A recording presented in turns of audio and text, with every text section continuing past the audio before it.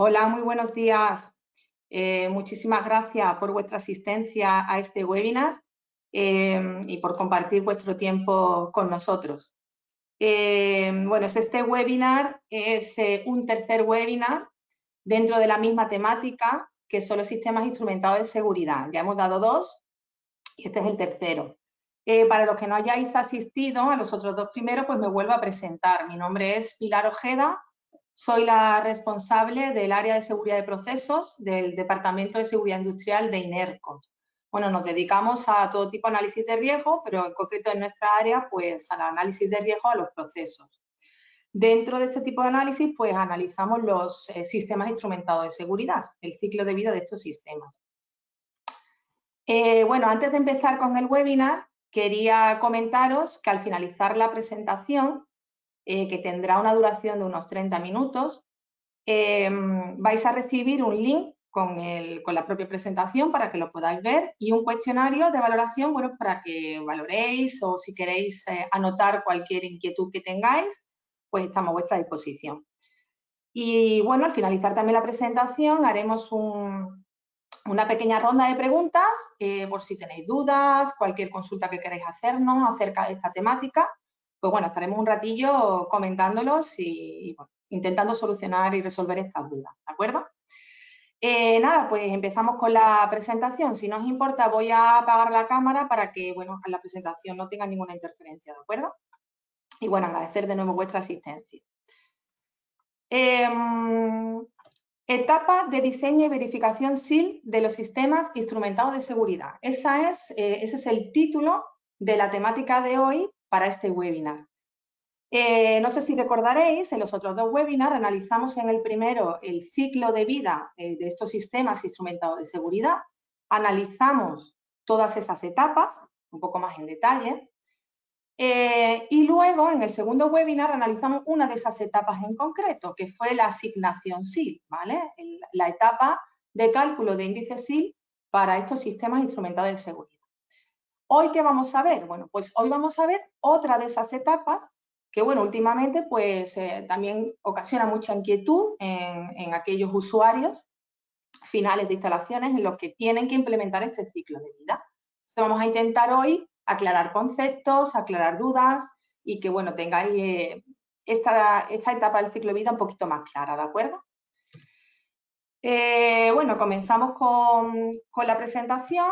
Este es el índice que vamos a ver. Vamos a analizar primero una pequeña introducción para, situar un poco esta etapa, donde se encuentra. En el punto 2 analizaremos normativas y estándares, o sea, no solo ya la normativa de cada ciclo de vida, sino qué normativa específica tenemos para poder utilizar y aplicar en esta etapa, ¿no?, de diseño de estos sistemas.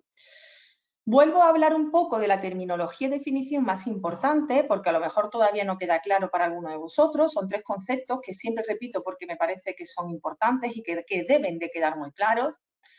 En el punto 4 analizaremos brevemente el ciclo de vida, ¿vale?, para situarnos, y ya la etapa 5, pues hablaremos concretamente en el punto 5 sobre esta etapa, ¿vale? Ya por último, pues conclusiones y ventajas. Punto 1. Introducción. Normalmente, toda instalación industrial tiene intrínseco un posible riesgo, ¿vale? Riesgo derivado, pues de los posibles peligros que se tienen en cualquier instalación, ya sea por sustancias inflamables, por condiciones de proceso, etc. Claro, nosotros cuando empezamos con ese riesgo y lo valoramos, dentro de los análisis de riesgo, evaluamos estos procesos, esta evaluación del riesgo, de forma en que no tenemos en cuenta nada, ninguna capa de protección, ninguna salvaguarda para evitar ese riesgo, ¿de acuerdo? Con el objetivo de ver cuál es el riesgo completo que tenemos para ese escenario. ¿Qué es lo que nosotros necesitamos hacer? Bueno, pues necesitamos reducir ese riesgo hasta mínimo un riesgo de referencia o un riesgo tolerable para tu instalación. Ese riesgo dependerá del riesgo tolerable corporativo de cada instalación. ¿Por qué cuento esto? Porque, es muy importante analizar las distintas capas de protección que tenemos que tener en cuenta para poder reducir este riesgo, desde ese riesgo inicial intrínseco de tu proceso hasta ese riesgo tolerable para tu instalación. ¿Y eso cómo lo hacemos? Pues con las distintas capas de protección o salvaguarda que disponemos. Estas se dividen en dos.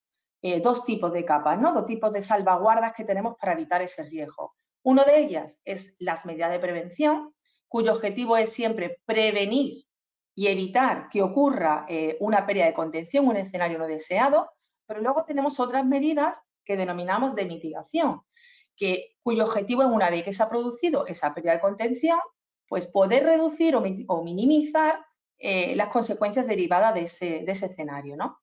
Pues para ello podemos decir que se pueden dividir todas estas capas analizando esta figura que la denominamos figura de la cebolla. A lo mejor a algunos os sonará.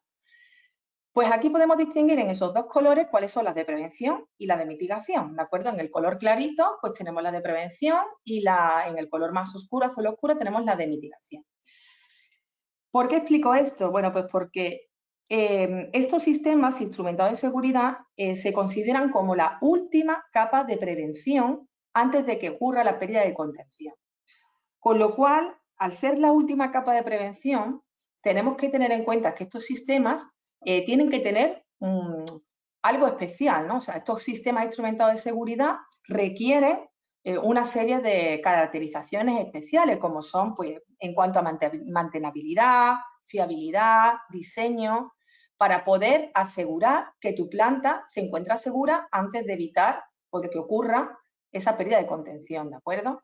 Es por eso que estos sistemas instrumentados de seguridad, las normas de seguridad funcional, pues tienen esa temática especial que es el ciclo de vida, ¿no?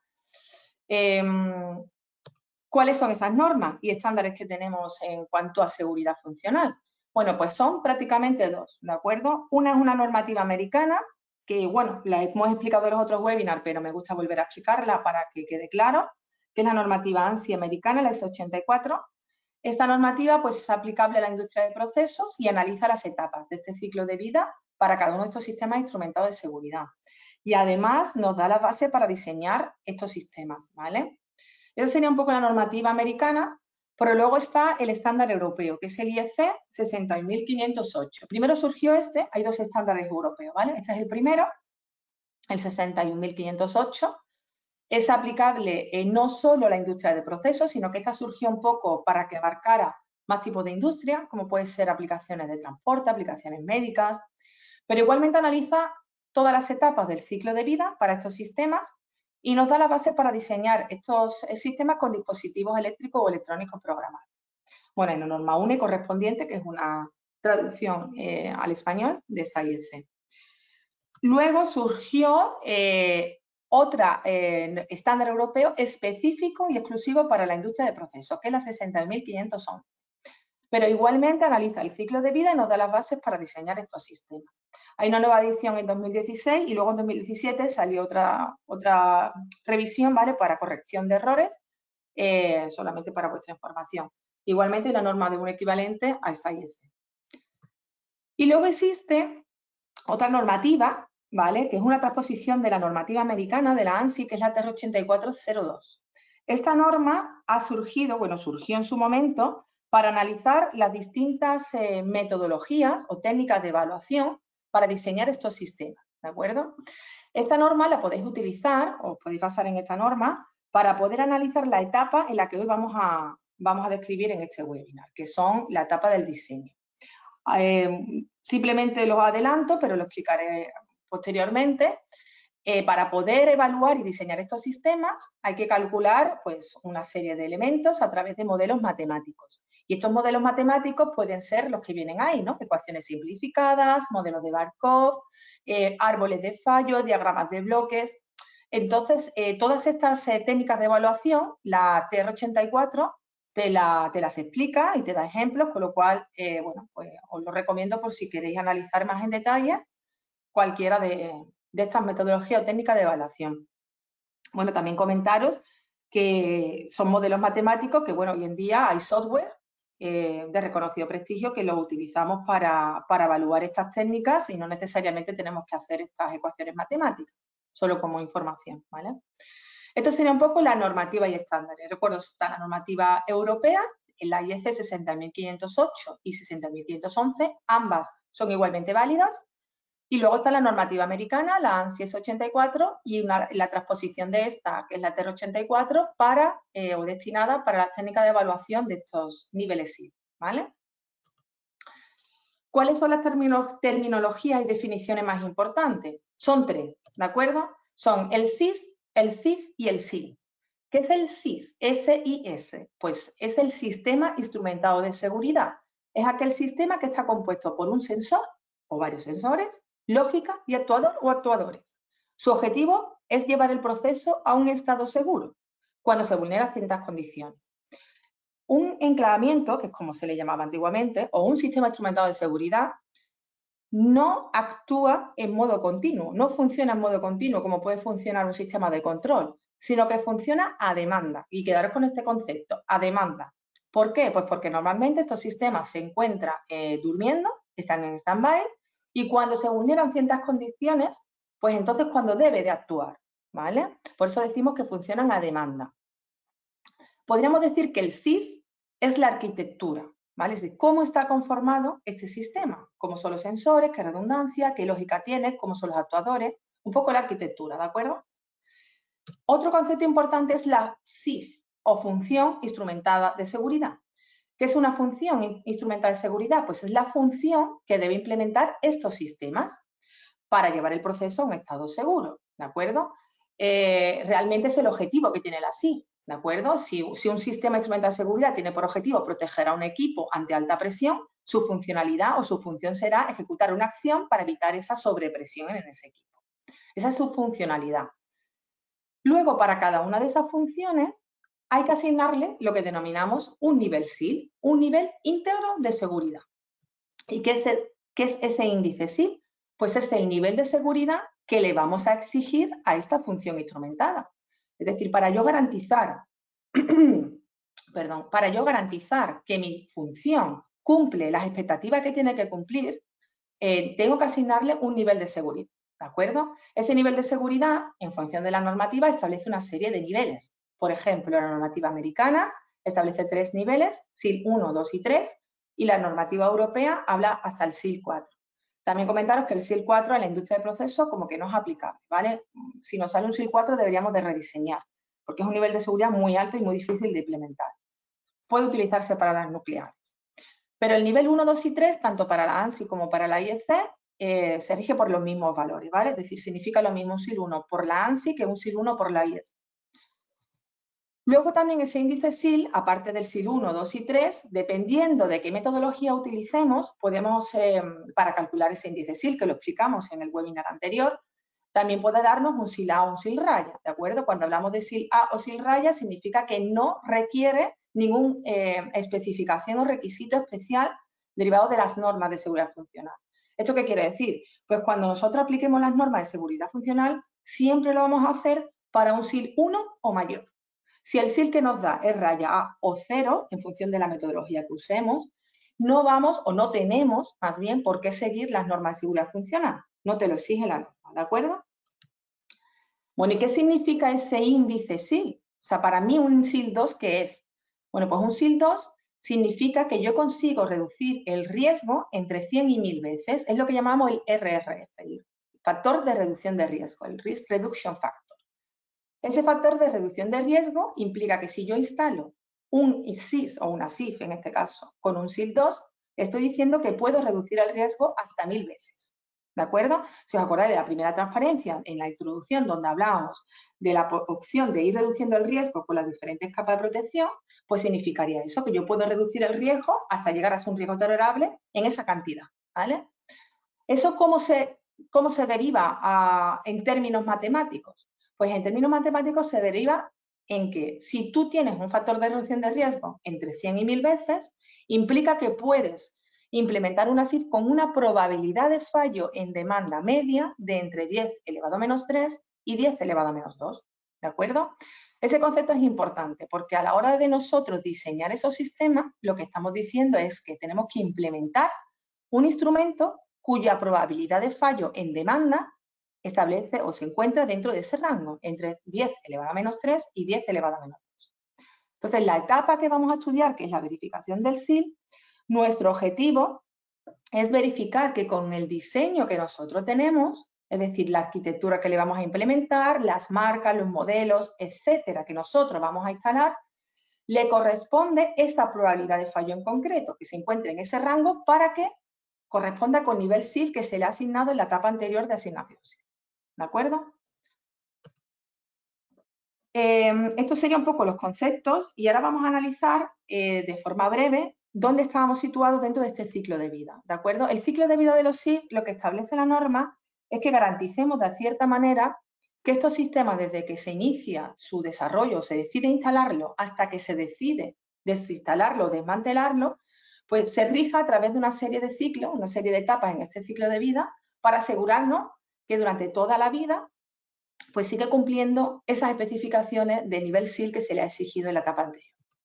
¿Cuáles son esas etapas? Bueno, la primera y principal es el diseño del proceso, es decir, cuando nosotros diseñamos, hacemos una ingeniería básica en detalle de ese proceso, decidimos implementarlo con una serie de capas de protección, una serie de controles, una serie de enclavamientos o de sistemas instrumentados de seguridad asociados. Y luego cuando hacemos eso, normalmente realizamos un análisis de riesgo. Pues para nosotros aplicar el ciclo de vida es obligatorio realizar a ese diseño un análisis de riesgo. La metodología más exhaustiva y que más se recomienda es el análisis HAZOP, ¿de acuerdo? Una vez que se analiza el análisis de riesgo HAZOP, tenemos que preguntarnos si derivado del proceso, del propio diseño o derivado de cualquier recomendación de este análisis de riesgo HAZOP, existen enclavamientos o sistemas instrumentados de seguridad. Si no existen, pues no tendríamos por qué seguir el ciclo de vida, porque, vuelvo a repetir, el ciclo de vida de los sistemas instrumentados de seguridad se aplicaría a solamente a aquellos sistemas instrumentados de seguridad, no a las alarmas, no a los sistemas de control, solo aplica a enclavamiento, ¿vale? O sea, la primera etapa sería el propio diseño, la segunda etapa sería el análisis del riesgo, la tercera etapa sería la asignación SIL. En esta asignación SIL, que la norma recoge diversas metodologías, pues en función de la metodología que utilicemos, calcularemos un nivel de seguridad para cada una de estas funciones instrumentadas, ¿de acuerdo? Entonces, ¿cuál sería la siguiente etapa? Las SRS. Las SRS son las especificaciones de los requisitos de seguridad y es una checklist de cada una de estas funciones donde se registran los diversos requisitos o especificaciones que se le vamos a exigir a cada una de estas funciones en cuanto a especificación de integridad, especificaciones funcionales, un poco el detalle de cada una de estas funciones.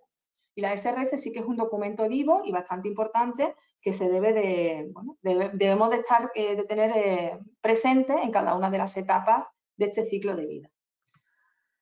Y luego aparece lo que es el diseño de estos sistemas. Es decir, nosotros ya hemos hecho un análisis de riesgo, hemos asignado el SIL a cada una de estas funciones, hemos especificado y hemos requerido aquellos requisitos especiales que necesitamos para cumplir con ese nivel SIL. Ahora lo que tenemos que hacer es diseñarlo, es decir, hacer ese diseño básico o ese diseño de detalle conceptual para que estos sistemas cumplan con ese nivel SIL, que es la etapa en la que nosotros estamos desarrollando en este webinar. Una vez que se ha diseñado y se ha verificado ese nivel SIL, hay que implantarlo. Esa seguiría otra etapa, ¿vale? La instalación, la validación y las pruebas SAT, las pruebas de aceptación en sitio. Una vez que se ha validado, se ha instalado, se ha hecho el commissioning, la puesta en marcha, ya todo funciona correctamente. Ahora, ¿qué hacemos? Como tenemos que asegurar que estos sistemas durante todo el ciclo de vida pues tengan una garantía de que se cumple con el nivel SIL, pues la norma te establece lo que denominamos procedimientos de operación y mantenimiento, ¿de acuerdo? Estos procedimientos lo que garantizan es que cada X tiempo, pues tú vas a hacer esas pruebas a esos sistemas y vas a comprobar que siguen funcionando y que funcionan correctamente, para garantizar pues que durante todo el ciclo de vida estos sistemas van a funcionar bien. Otra etapa importante que la norma te establece son las modificaciones, ¿vale? Es decir, si vosotros hacéis alguna modificación en el diseño o en la instalación, la norma lo que te dice es que tienes que volver a revisar ese ciclo de vida. Tienes que volver a hacer el diseño, volver a revisar el análisis de HAZOP y volver a pasar por cada una de las etapas anteriores para garantizar que esa modificación o revamping no se vea alterado o no vea alterado cada una de esas funciones, ¿no? Y ya por último, la desinstalación o desmantelamiento. Al llegar al final del ciclo de vida de estos sistemas, pues también en esa etapa hay que garantizar que ese desmantelamiento pues, no pone en peligro ni las instalaciones, ni la seguridad de las personas, ni el medio ambiente, ¿vale? Entonces sería un poco en global lo que sería el ciclo de vida de estos sistemas. ¿Y nosotros dónde estamos? En la etapa de diseño y verificación del SIL. Es decir, estamos en una de las tercera o cuarta etapas de este ciclo de vida, que es lo que vamos a explicar a continuación. ¿Cuál es nuestro objetivo aquí? Bueno, nuestro objetivo aquí es garantizar que lo voy a diseñar y lo voy a instalar de acuerdo al nivel del SIL exigido en la etapa anterior. Eso es lo que vamos a hacer. ¿Y cómo lo hacemos? Basándonos en dos conceptos. La norma de seguridad funcional te establece que, por un lado, tienes que calcular la probabilidad de fallo en demanda de este sistema acorde al nivel SIL que se le ha exigido. Si os acordáis la pantallita anterior donde había la relación de SIL, PFD y RRF, pues ahí te establecía que para cada nivel SIL tenía que tener un rango de PFD, probabilidad de fallo en demanda. Bueno, pues nosotros tenemos que ver qué probabilidad de fallo en demanda nos da nuestro sistema en función de marcas, modelos, etcétera, ¿vale? Pero no solo calcular la probabilidad de fallo. La norma, además, te dice que debes de cumplir con otro segundo concepto, que es la arquitectura, ¿vale? Entonces, vamos a aplicar un poco estos dos conceptos. Primero la PFD y segundo la arquitectura. La probabilidad de fallo en demanda, ¿vale? La probabilidad de fallo en demanda tiene que ver en función de varios parámetros. Al final son ecuaciones matemáticas en las que intervienen una serie de conceptos o parámetros. Estos parámetros, que ahora explicaré a continuación, tienen que ver un poco con parámetros de diseño o parámetros de mantenimiento. ¿Esto qué quiere decir? Pues bueno, no es lo mismo hacer o determinar si tu sistema cumple con ese nivel SIL en caso de que sea una instalación nueva y que la estemos diseñando, que todavía no esté desarrollada e instalada, o aplicar este ciclo de vida para aquellas instalaciones que son existentes y que ya están instalados en campo, ¿vale? Entonces, estaremos hablando de dos conceptos diferentes, pero que igualmente intervienen en la funcionalidad de la probabilidad de fallo en demanda. Estos parámetros son los de diseño, hay un par de ellos que son la cobertura o tasa de diagnósticos, que es el porcentaje de fallos que se descubren cuando le haces una prueba a ese elemento y tiene que ver pues, con el tipo de elemento que estamos analizando. Y por otro lado, la tasa de fallos, ¿vale? La lambda o tasa de fallos que establece, bueno, pues el porcentaje, no el porcentaje, sino el número de fallos por tiempo, ¿no? Pues veces año o veces hora de ese elemento en concreto. Estos dos, tanto el factor de cobertura o tasa de diagnóstico como la tasa de fallo, tiene que ver un poco con el tipo de instrumento, con el diseño de ese instrumento. Pero luego tenemos otros parámetros que tienen que ver un poco con el mantenimiento de dicha instalación, de dichos instrumentos. Por un lado está el MTTR, que es el Mean Time to Restore, que es el tiempo medio para restauración de ese equipo, que podríamos decir que es, bueno, cuánto tiempo yo puedo tener fuera de servicio ese equipo, pues por reparación y restauración, ¿vale? O sea, volver a ponerlo en funcionamiento. Normalmente el MTTR se mide en horas, puede ser 8 horas, 24 horas, 48 horas, pero luego tenemos otro parámetro que es el TI o el T periodo de prueba, el test interval, ¿vale? Que lo denominamos. Ese test interval define cada cuánto tiempo tengo que hacerle las pruebas a mi instrumento para garantizar que funciona correctamente. Esto está un poco ligado a los procedimientos de operación y mantenimiento, ¿vale? Entonces, si yo cada X tiempo, que suele medirse en años, cada 2, cada 5 años, le hago la prueba y cumple correctamente, pues tendré que comprobar bueno, que funciona y que sigue funcionando correctamente mi instrumento. Todos estos parámetros que yo digo aquí intervienen en las fórmulas matemáticas de cálculo de la probabilidad de fallo en demanda. Por eso los explico, ¿vale? Unos tendrán que ver con diseño y otros tendrán que ver con parámetros de mantenimiento. Entonces, claro, en función de cómo sea mi instalación, pues estaremos hablando de un plan de mantenimiento o un plan de especificación de compra de esos sistemas. ¿Nosotros qué recomendamos? Bueno, pues cuando es una instalación nueva en la que no está desarrollada todavía, bueno, no se ha hecho la especificación de compra, lo que recomendamos es hacer una preverificación en el que se especifique cuáles son los parámetros mínimos que tienen que cumplir estos sistemas y luego cuando se haga la especificación de compra, verificar que con esas marcas y modelos en concreto, pues sigue cumpliendo, ¿vale? Esto es muy importante, ¿por qué? Porque muchas veces compramos instrumentos y se los compramos a los fabricantes y te dicen, no, esta marca, este modelo, pues tiene un certificado SIL 2, y SIL 2 y SIL 3. Claro, pero luego hay que leer la letra pequeña, ¿vale? Es decir, lo que vosotros consideráis, cuando compréis un instrumento y consideráis que va a cumplir un SIL 2 siempre, no es así, ¿vale? No es así. ¿Por qué? Básicamente por dos conceptos. Uno de ellos es la tasa de fallos, ¿vale? La tasa de fallos está ligada al diseño, o sea, al propio instrumento en sí, y ese no varía, ¿de acuerdo? Un instrumento de una marca y un modelo en concreto tiene una tasa de fallos en concreto, pero no tiene por qué tener una probabilidad de fallo en demanda fija, porque esta probabilidad de fallo en demanda dependerá de estos parámetros que he dicho anteriormente, ¿de acuerdo? Tendrá una PFD diferente en función de que el periodo de prueba sea 1 año, 5 años o 10 años. O tendrá una PFD diferente en función de la arquitectura, que ahora explicaré después, yo le implemento. Por lo tanto, la tasa de fallo es un factor importante y eso sí se lo podemos exigir al fabricante. Yo quiero un instrumento, no un SIL 2, yo quiero un instrumento que tenga esta tasa de fallo determinada. Y eso es lo que hacemos en la preverificación. Es decir, verificamos que esa tasa de fallo que va asociada a ese elemento cumple con la PFD y los criterios que se han acordado antes de realizar ese diseño. Aquí, bueno, aquí lo divido en varios lambda, como veis, tasa de fallos seguros peligrosos y seguros detectados, seguros no detectados, peligrosos detectados y peligrosos no detectados, ¿vale? Porque cuando compréis los certificados SIL os lo desglosan en ese tipo de lambda, porque luego así es como se meten en las fórmulas matemáticas de cálculo de PFD, ¿vale? Metemos las distintas formas en las que pueden fallar esos instrumentos. El factor que más influye, el que más importa, podemos decir que es el lambda DEU, ¿vale? Que son los peligrosos no detectados.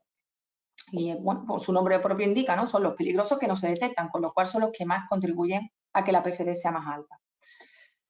Pero luego hay otro factor importante y es que nosotros no solo calculamos la probabilidad de fallo en demanda de cada elemento que conforman este sistema, sino que tenemos que tener en cuenta que al final la probabilidad de fallo en demanda es del conjunto, de la SIF completa. Entonces yo puedo comprar un sensor con SIL 2, pero cuando lo meto en mi función resulta que no me cumple, porque al final todas las PFD se van sumando. ¿Vale? Y eso es un concepto muy importante que tenéis que tener en cuenta a la hora de diseñar estos sistemas. No siempre que compréis un sensor o una válvula o el instrumento que sea, SIL 2 significa que vaya a cumplir SIL 2. Tenéis que hacer esa verificación, ¿de acuerdo? Meterlo en el sistema, calcular esas probabilidades de fallo en demanda de toda la función para ver si verdaderamente cumple con ese SIL, ¿vale? Con el SIL que se le ha asignado en la etapa anterior. Una vez que se ha calculado la probabilidad de fallo en demanda, con esas tasas de fallo, esos criterios de diseño o de mantenimiento que hemos comentado, bueno, esta sería un poco la relación que existe entre el SIL y la PFD que he comentado anteriormente, ¿vale?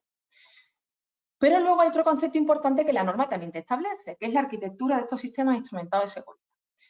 Un concepto importante es la independencia, ¿vale? Y esto siempre lo preguntan muchísimos de nuestros usuarios, que es, ¿qué pasa si yo tengo mis sistemas instrumentados de seguridad en el mismo sistema que el DCS o que el DPCS? Bueno, pues la norma te dice que tienen que tener independencia, es decir, que un sistema de control tenga su entrada y su salida con su DCS y que el SIS, el sistema instrumental de seguridad, tenga de forma independiente su entrada y su salida con su convertidor lógico, ¿vale? Eso es muy importante. Pero luego hay otro concepto importante que la norma te establece, que es la fracción de fallo segura, ¿vale? Aparte de la PFD, que tiene que ver con esa tasa de fallo, te dice que tiene que cumplir mínimo un porcentaje de fallos que sean seguros, ¿vale? Ese porcentaje de fallos seguros, bueno, se establece a través de esta formulación, ¿de acuerdo? Ese porcentaje de fallos seguros tiene que ver con la arquitectura que tú diseñes, ¿de acuerdo? Por ejemplo, imaginaros que yo compro un instrumento y el fabricante me dice que tiene una fracción de fallo segura, porque tiene las tasas de fallo, de 80%, ¿vale? Pues si tiene una fracción de fallo segura de un 80%, en función de la arquitectura como yo la implemente, puedo alcanzar un nivel de SIL máximo, ¿de acuerdo? Esa arquitectura, ¿cómo lo establece la norma? Pues lo denomina tolerancia a fallo del hardware. Tiene que ver con la redundancia del sistema. Una tolerancia a fallo del hardware de 0 significa que no es un sistema redundante. Una tolerancia a fallo de 1 significa que es un sistema redundante, pero en configuración 1 de 2, 2 de 3, 3 de 4, ¿vale? Es decir, que si es N00M, m menos n tiene que dar 1, ¿de acuerdo? Es decir, si yo tengo un 2 de 2, la tolerancia a fallo es 0, porque 2 menos 2 es 0, ¿vale? Entonces, la norma te establece un SIL máximo en función de la arquitectura y de la fracción de fallo segura, y ya no solo independientemente de la PFD, ¿de acuerdo? Y este concepto también lo tenéis que tener claro. Bueno, pues ¿qué pasa? Que la normativa IEC 61508 tiene un criterio, la 61511 tiene otro criterio, y yo lo voy a explicar porque como las dos, tanto una como otra son válidas, para que vosotros elijáis el que prefiráis, ¿vale? Por ejemplo, la 61508 primero distingue entre dos tipos de instrumentos. Los tipo A, que son los mecánicos, como son las válvulas, las solenoides, los relés. Y luego los tipo B, que son un poco los tipo B son los electrónicos, eso es. Los tipo B, que son los electrónicos, como son los PLC, los transmisores, ¿vale? Entonces, hace esa diferenciación. Y bueno, en función de esa arquitectura y esa fracción de fallo seguro, pues te permite un nivel de SIL máximo.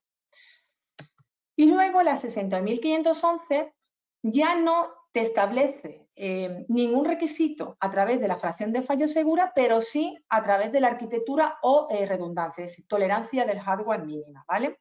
De esa forma establece esta tabla. Te dice, por ejemplo, que si tú tienes que cumplir un SIL 2, no necesariamente tienes que tener redundancia, ¿vale? Sin embargo, para un SIL 3 sí necesitas al menos una tolerancia mínima a fallo del hardware, ¿vale? Es decir, una redundancia de 1.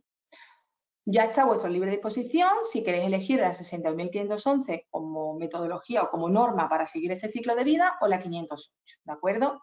En principio, en función del SIL que tenga, una será más restrictiva que la otra.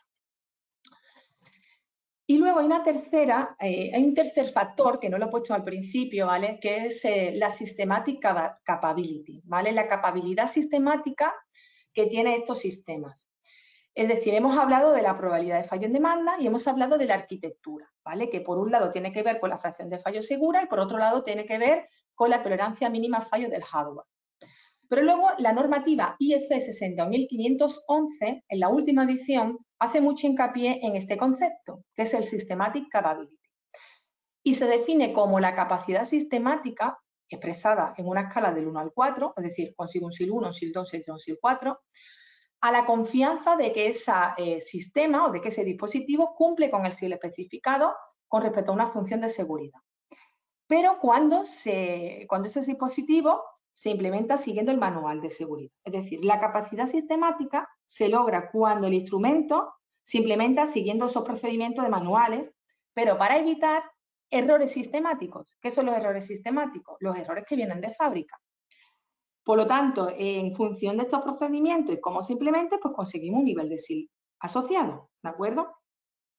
Claro, ¿esto qué ocurre? Pues que normalmente la Systematic Capability se asocia a instrumentos nuevos, o sea, instrumentos que se compran nuevos, en el que tú, el fabricante, pues te puede garantizar que siguiendo ese manual de seguridad puedes alcanzar un nivel de SIL determinado en cuanto a errores sistemáticos, pero un instrumento que lleva 10 años en planta funcionando, esta capacidad sistemática es muy difícil de cumplir. Existe otro concepto que es el Provenient Use, que es el uso previo, y por ejemplo, si tenéis en planta pues un registro de ese instrumento durante X años, pues con sus pruebas y con sus fallos asociados, pues lo mejor se puede justificar y asignarle un SIL determinado, ¿vale? Pero bueno, yo lo comento porque también la IEC 511 en la última edición hace mucho hincapié, ¿vale? Bueno, pues con todo esto yo tengo que calcular el nivel SIL, ¿vale? Es decir, la PFD, la arquitectura y me da un nivel de SIL, que será el más desfavorable de todas estas restricciones. ¿Qué ocurre si no cumple con estos niveles SIL? ¿Qué ocurre si yo tengo que cumplir un SIL 2, pero yo no alcanzo con mi diseño más de un SIL 1? Bueno, pues tendremos que hacer mejoras en ese diseño. ¿Cómo? Por ejemplo, pues instalando instrumentos más fiables. ¿Eso qué significa? Pues instrumentos que tengan tasas de fallos menores o factores de cobertura mayores. Esto lo consigo modificando el instrumento y poniendo otro instrumento mejor, con menos tasas de fallo. O bien haciendo un programa de mantenimiento más ajustado, es decir, en lugar de hacer una prueba a ese instrumento cada 5 años, a lo mejor lo toca hacer cada año o cada 6 meses. Y luego también otra opción es utilizar redundancia, es decir, por ejemplo, utilizar elementos 1 de 2, 2 de 3, eso también mejora la probabilidad de fallo en demanda y la arquitectura, con lo cual conseguiré alcanzar ese nivel SIL. Hay otras opciones que aquí no las meto, pero que también las comento, que son, por ejemplo, pues los partial stroke en las válvulas, que son dispositivos que se asocian a válvulas y que hacen pruebas parciales para, bueno, pues para X tiempo ir probando que la válvula cierra o abre en función del objetivo que tenga. O incluso para los iniciadores hay autodiagnósticos que continuamente se van autodiagnosticando posibles fallos y eso también ayuda a mejorar ese sistema, ¿vale? Es decir, si yo no cumplo, tengo que cambiar. Tengo que cambiar diseño, tengo que cambiar parámetros de mantenimiento, tengo que hacer algo para cumplir ese sí, ¿de acuerdo? Una vez que se cumple, yo ya garantizo que mi diseño está acorde al SIL que se le ha exigido, ¿vale? Esto es un poco esa etapa de, bueno, pues de verificación y de diseño del SIL. Y bueno, ya por último, ventajas de aplicar esta etapa, ¿no? Principalmente sería incrementar la seguridad de las instalaciones o verificar que ese nivel de seguridad cumple durante todo el ciclo de vida para cada una de esas funciones. También adquirir esos elementos con criterios de seguridad, pero también de fiabilidad y mantenimiento. Y, por supuesto, disminución de pérdidas financieras, pues por coste material, lucro cesante, responsabilidad civil, etcétera. Y luego también es importante pues, que nos estamos adaptando a las normativas de seguridad funcional, estamos cumpliendo con esas normas. Incluso si tenemos requisitos de licenciataria, pues también tenemos la garantía que tenemos que cumplir con esa licenciataria. Y, por supuesto, adecuarse a recomendaciones del seguro, ¿vale?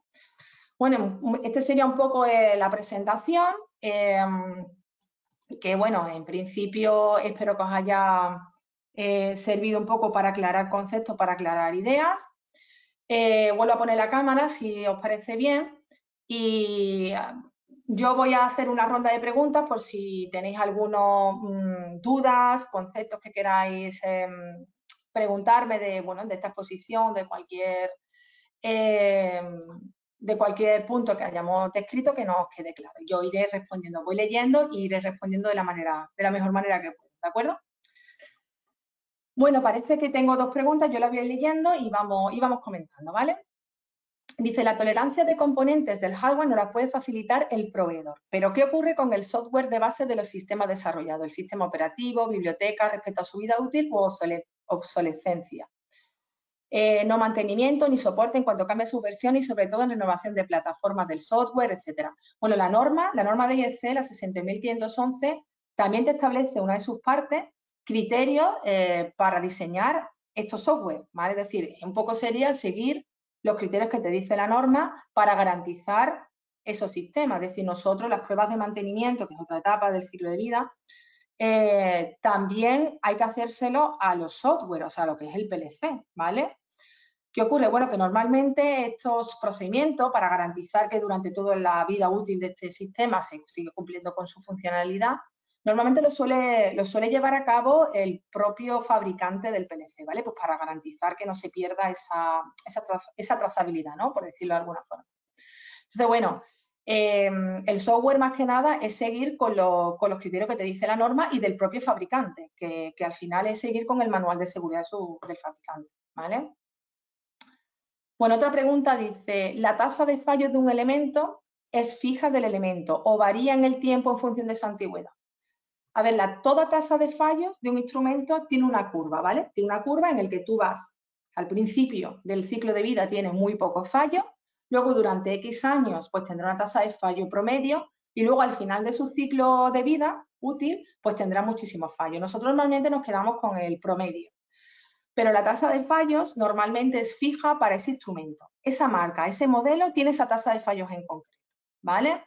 Luego, cuando nosotros metamos en los cálculos esas tasas de fallos, pues nosotros lo utilizaremos en función del tiempo de prueba, el TI, el test interval, del MTTR, del factor de cobertura, y eso sí es lo que nos dará esa probabilidad de fallo en demanda, ¿de acuerdo? Es decir, la tasa de fallo es fija, lo que no es fija es la PFD, ¿de acuerdo? Entonces, cuando os dé un certificado SIL en el que te digan este instrumento tiene un SIL 2 con una probabilidad de fallo en demanda, tenéis que fijaros si esa PFD es para un TI de un año, que es lo que suelen dar, de 2, de lo que sea, porque si tu instalación, vuestro TI es diferente, no os vale. O sea, tenéis que verificar y rediseñar vuestro sistema para los criterios que vosotros tenéis acordado para ese sistema, ¿vale?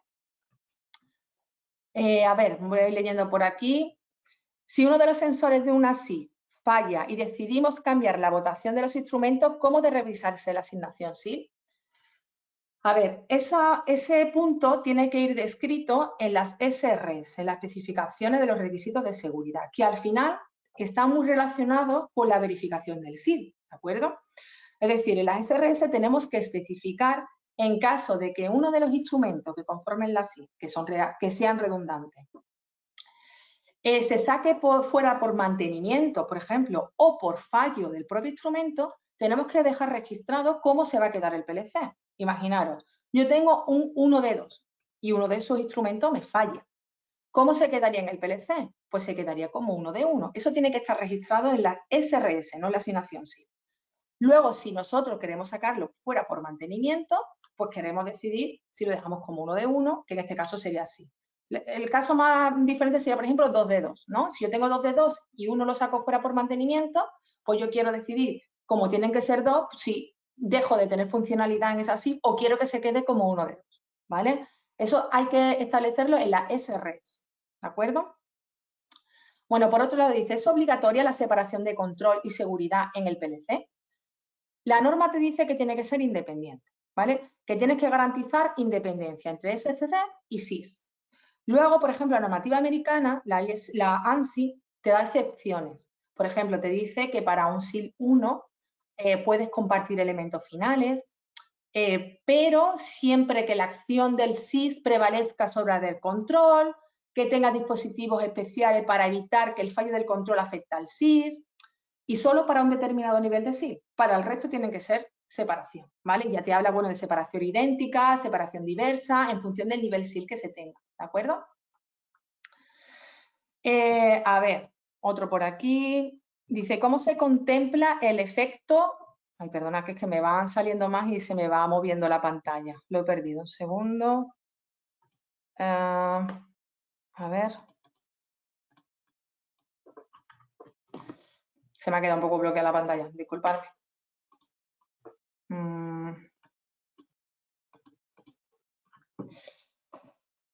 A ver si consigo que se me mueva la pantalla.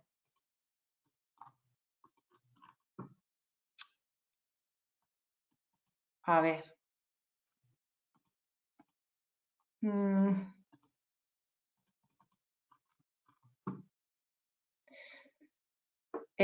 No consigo verlo, perdonadme. Se me ha quedado un poco bloqueada la pantalla. Lo cierro y lo vuelvo a abrir. Bueno, a ver, dice, por ejemplo, aquí, ¿cómo se valora el riesgo de ciberataque en algunos componentes electrónicos? Todavía los fabricantes no dan información ni garantías sobre ciberseguridad intrínseca. La ciberseguridad va por otro tema, ¿vale? Hay una IEC que está destinada simplemente a la cybersecurity. No es la 508 ni la 511. No recuerdo ahora mismo el número de la IEC, pero va por otro lado. Es decir, la ciberseguridad tendría que regirte por otra norma y seguramente te exijan condiciones especiales para estos componentes, ¿vale? Dice, bueno, hablabas de equipos para monitoreo de PST, parcial strobe, ¿estos también deben de ser SIL para formar parte del sistema? No, ¿vale? O sea, normalmente no te van a certificar un parcial strobe, es simplemente un dispositivo especial que se implementan en estos sistemas para poder mejorar esa probabilidad de fallo. Lo único que hace es mejorar, igual que los autodiagnósticos, ¿vale? Comprar un instrumento con diagnóstico para poder autodiagnosticarse esos fallos, ¿vale? Dice, si no se han comprado ni sensores ni elementos finales, ¿cómo se puede llevar a cabo un SIL? ¿Se estima en base a valores promedio de fabricantes?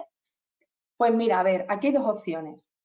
Está la opción de comprar instrumentos nuevos en los cuales los fabricantes te van a dar esas tasas de fallo, que sería lo más ideal, lo más fácil para poder hacer esa verificación del diseño. Pero ¿qué ocurre cuando son instalaciones existentes que, bueno, pues llevan 10, 15 años, 20 años trabajando y evidentemente ni tienen certificación SIL ni se disponen de ella? Pues normalmente existen bases de datos de reconocido prestigio de tasas de fallo típicas en función del tipo de instrumento y utilizamos esas tasas de fallo. ¿Qué ocurre? Bueno, pues que normalmente son muy desfavorables, ¿vale? Es decir, estas tasas de fallo suelen ser mucho más restrictivas que cualquier tasa de fallo que te dé un fabricante con una certificación. Con lo cual, bueno, normalmente los elementos genéricos, que los llamamos, porque vienen de bases de datos genéricas, pues más de un SIL 1 no suelen cumplir, ¿vale? Habría que ver la arquitectura, la redundancia de esos elementos, etcétera, etcétera. Pero lo normal es que más de un SIL 1 no cumpla, es decir, que su probabilidad de fallo sea entre 10 y 100, ¿vale?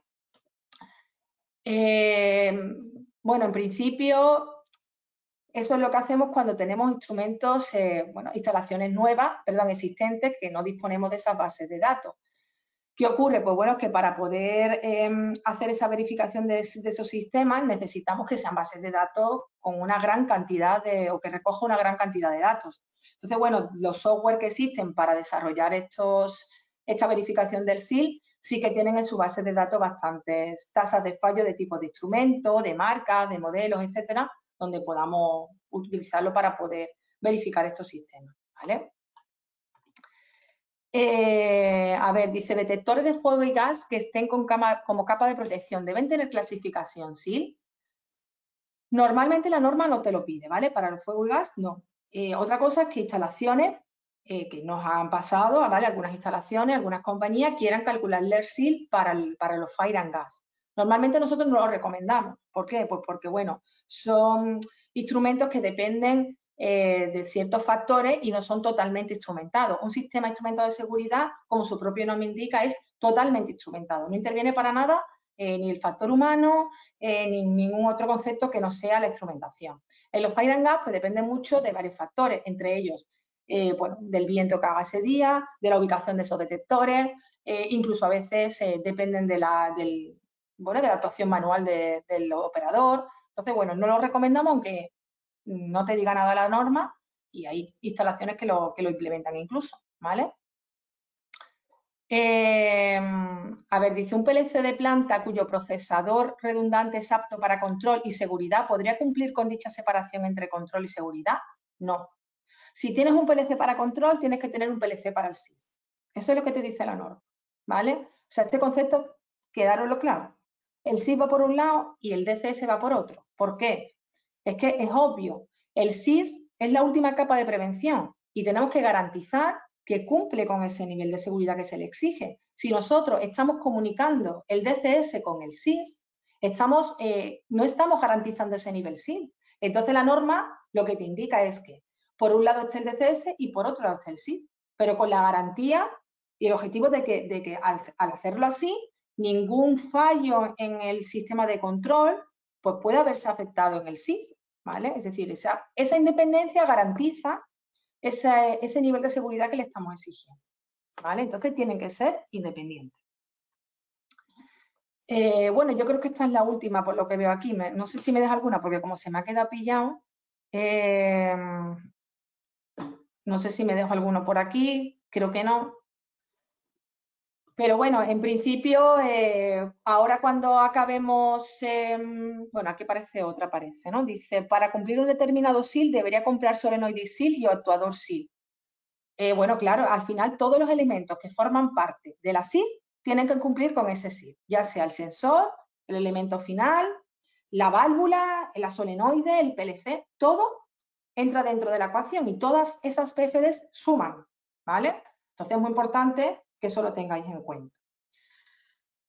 ¿Cómo se calcula el PFD de la lógica? Bueno, la probabilidad de fallo en demanda de la lógica se calcula con las mismas ecuaciones que se utilizan para el resto de los instrumentos, ¿vale? Lo único que aquí, pues bueno, el PLC tiene metido una serie de entradas, de salidas, de puertas y de tarjetas, que bueno, que todo eso influye y el modelo matemático es muchísimo más complejo, ¿vale? Pero bueno, se calcula con los mismos modelos matemáticos y funciona en función también de ese TI, de ese MTTR, de ese factor de cobertura, es decir, en función de todos los parámetros que hemos explicado anteriormente, ¿vale? Bueno, pues nada, yo creo que es la última pregunta. De todas maneras, os pasaremos el link de la presentación y un cuestionario. Si tenéis alguna duda, alguna inquietud que haya surgido posteriormente o lo que sea, pues bueno, estamos a vuestra disposición. Espero que os haya servido por lo menos para tener clara la idea de la etapa, de lo que conlleva, de conceptos, en fin, un poco que os haya aclarado todo esos conceptos, estas ideas de esta etapa del ciclo de vida. Y nada, muchísimas gracias por vuestra atención Esperamos vernos en otro próximo webinar y cualquier cosa, aquí estamos, ¿vale? Muchísimas gracias de nuevo. Un saludo.